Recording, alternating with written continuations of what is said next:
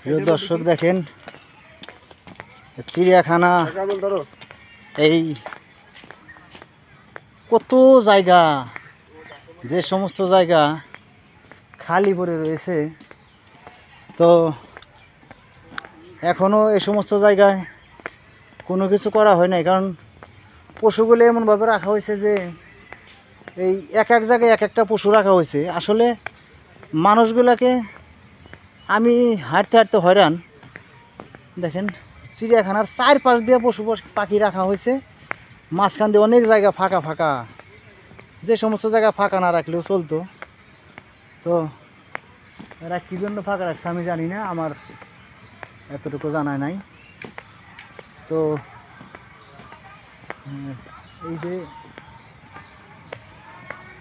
এই যে দেখেন কত বিঘা কি বিঘা জায়গা ফাঁকা পড়ে রয়েছে।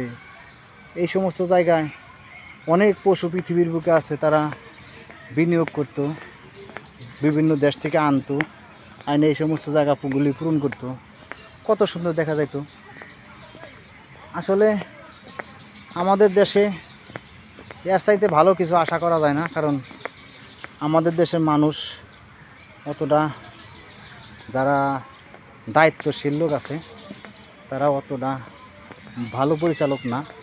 কারণ তাই যদি হইতো তাহলে এত জায়গা জুড়ে এই চিড়িয়াখানা তারা কোনো কাজে লাগাচ্ছে না।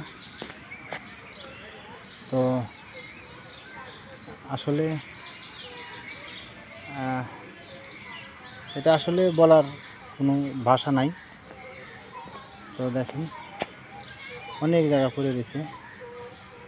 আল্লাহ হাফেজ, ভালো থাকবেন।